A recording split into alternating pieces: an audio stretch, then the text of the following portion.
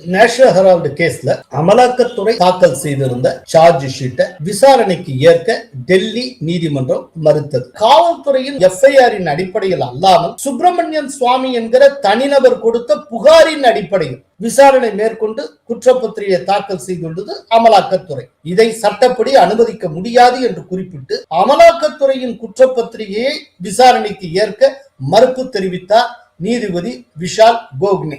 இப்ப இதை தொடர்ந்து மத்திய அரசு தரப்புல முக்கியமான உயர் அதிகாரிகள் என்ன சொல்லியிருக்காங்கன்னா, டெல்லி போலீசாருடைய எஃப்ஐஆர் அடிப்படையில் சோனியா ராகுல் காந்திக்கு எதிராக அமலாக்கத்துறை புதிய குற்றப்பத்திரிகையை தாக்கல் செய்யும் அப்படின்னு அனௌன்ஸ் பண்ணிருக்காங்க. அவ்வளவுதான். இது ஆக்சுவலா ஒரு ப்ரொசீஜரல் லேப்ஸ். ஒரு சார்ஜ் ஷீட்டை எப்படி ஃப்ரேம் பண்ணணுமோ அப்படி ஃப்ரேம் பண்ண தவறிட்டாங்க. சரி, இப்ப இந்த மாதிரி சந்தர்ப்பத்தில் இனி என்ன நடக்கும் அப்படின்னா, ஏற்கனவே தாக்கல் செய்த அந்த சார்ஜ் ஷீட்டை அமலாக்கத்துறை திரும்ப பெற்றுக்கொள்ளும், வித்ட்ரா பண்ணிட்டு புதிய சார்ஜ் ஷீட்டை ஏற்கனவே டெல்லி காவல்துறை பதிவு செஞ்சிருக்கல எஃப்ஐஆர், அதை பேஸ் பண்ணி அவங்க போடுவாங்க.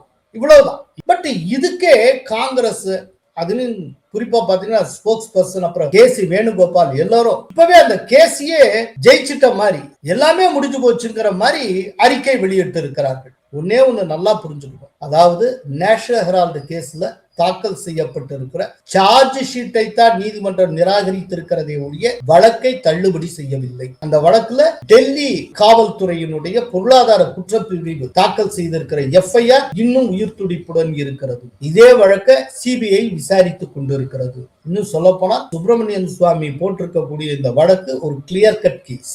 இதுல இருந்து சோனியாவும் ராகுலும் தப்பிப்பது மிக கடினம்.